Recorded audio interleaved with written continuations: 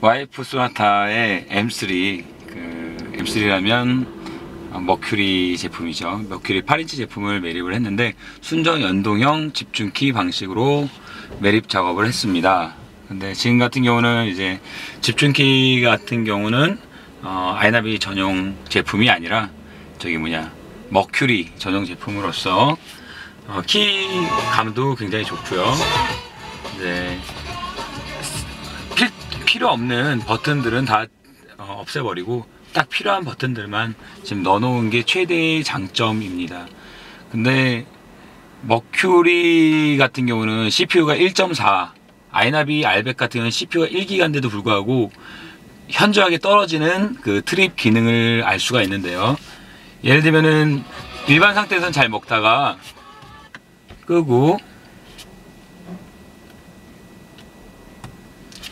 이제 내비게이션 구동 시 현저하게 떨어지는 그 트립 정보창을 알 수가 있는데, 지금 예를 들면 볼륨을 높이는데도 GPS가 원활하게 올라가는 게 아니라 지금 손을 다 뗐습니다. 인제서 이렇게 떨어지는, 막 올렸다가 다시요. 좀 템포가 한 템포 정도 느린 그런 트립 기능을 볼 수가 있는데, 그게 좀 단점이라고 볼 수 있습니다. 그게 뭐냐면 1.4기가의 CPU지만 아이나비 R100에 비해서 좀 떨어지는 좀 좋은 CPU는 아니라는 거죠. 그게 최대의 단점이고요. 그리고 나머지 같은 경우는 뭐 따로 말씀드릴 거는 없을 정도로 괜찮습니다. 하지만 뭐냐면 얘 같은 경우는 좀 뭐라고 말씀드리지? 차량 미등 연동이 안 된다는 거, 그게 단점이고, 뭐 나머지 것은 비슷비슷합니다. 뭐 아이나비 좋아하시는 분들은 아이나비 쓰시면 되고, 아틀란 쓰시길 좋아하시는 분들은 아틀란 쓰시면 됩니다. 그리고 지금 오디오가 꺼져 있는 상태에서는 이 핸들 리모컨 뿐만 아니라 이 집중키 역시 내비랑 연동이 되고요. DMB를 봤을 때 DMB 역시 핸들 리모컨과 연동되고 집중키와도 연동됩니다. 또 DMB를 봤을 때 또 얘 M3의 단점은 뭐냐면 볼륨을 아까 줄였는데 인제 먹는 그런 좀 저조한 트립 화면을 보실 수가 있고요. 이 글자들이 너무 작아가지고 제가 봐도 이거는 자세히 보면 보이겠지만 운전하면서 이걸 누가 자세히 보냐 이겁니다. 좀 큼직큼직하게 나와 있어야지 보기도 편하고 이럴 텐데 그게 좀 단점이라고 볼 수가 있습니다. 그리고 역시 서랍장 밑에 SD 박스와 USB 박스가 들어가 있는데 여기에 리셋 버튼도 들어가 있으니까 운행 도중에 에러가 났을 때 버튼을 누름으로 인해서 리셋 이 기능을 사용하시면 되고요.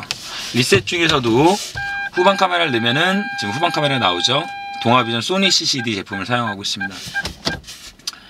또 바로 껐을 때도 바로 꺼지지 않는 그 재부팅 방지 기능이 들어가 있고요. 작업하기에는 또 R100보다는 또 M3가 더 편한 것도 있습니다. 나머지 것들은 트립 화면을 보게 되면은 트립 화면도 좀 심플한, 아이나비 R100 같은 경우는 레드 색상으로 들어가 있어서 약간 이질감이 있지만 M3 같은 경우는 파란 색상으로서 통일된 느낌을 주는 것도 사실이고요. 이 버튼 색상을 이렇게 보시면은 파란색으로 거의 비슷합니다. 근데 R100 같은 경우는 이렇게 파란색이 아니라 연두색 빛, 에메랄드 빛 색깔이 나서 거의 뭐 장난감 같다는 생각이 들고요. 그러니까 M3하고 R100하고 비교하면은 하나를 내비게이션의 그 성능을 위주로 간다면 R100이고 전체적인 통일감은 M3라고 보시면 됩니다. 하나를 얻으면 하나를 잃어야 된다는 거. 색상. 이따가 이 다음 차가 YF 소나타 R100 순정 연동형 집중키이기 때문에 바로 이제 동영상 비교 또 들어갈 건데, 나머지 것들은 뭐 딱히 또 말씀드릴 거는 굳이 없고요. 근데 저희 또 작업 과정을 요번에 설명을 드렸는데,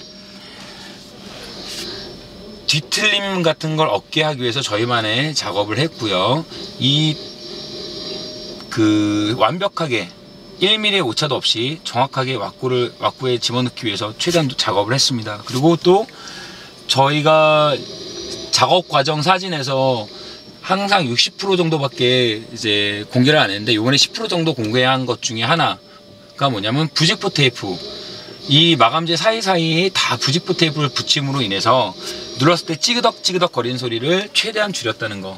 그것은 저희가 작년서부터, 그러니까 작년 초서부터 이제 저희가 실행을 했는데, 저희가 비밀리에 이제 작업을 해왔습니다. 근데 요번에 한 10% 정도 더 공개함으로 인해서 이제 좀 더 퀄리티 있는 작업을 하고 있다는 걸 보여드리기 위함이었고요.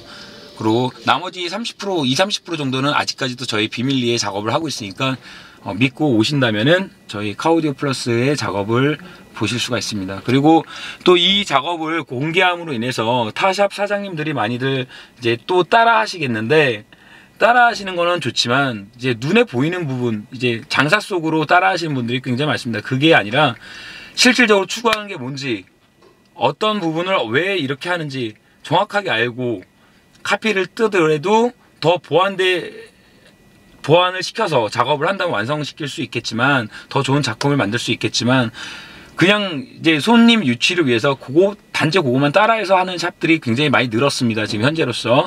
그래서 그 샵에서 작업을 하셔서 다시 또 저희 쪽으로 재작업 오시는 분들이 꽤 있으신데, 좀 그런 부분은 정말 너무 상술적인 그런 거는 좀 피했으면 좋겠습니다. 그런 의미에서 저희가 일부러 또 이 부분을 오픈시켰으니까 이 부분은 잘 보시고, 카오디오 플러스에서는 이렇게 작업을 하고 있구나, 그걸 이제 보실 수가 있고요. 네, 저희 카오디오 플러스는 이 별거 아니라고 생각할 수도 있겠지만, 이 매립을 그냥 내비게이션 매립이라고 생각하지 않고 하나의 작품을 만든다는 생각으로 항상 최선을 다하고 있으니까 믿고 저희 카오디오 플러스를 따라와 주시면 될 것 같습니다. 네, 이상 카오디오 플러스의 이 실장이었습니다.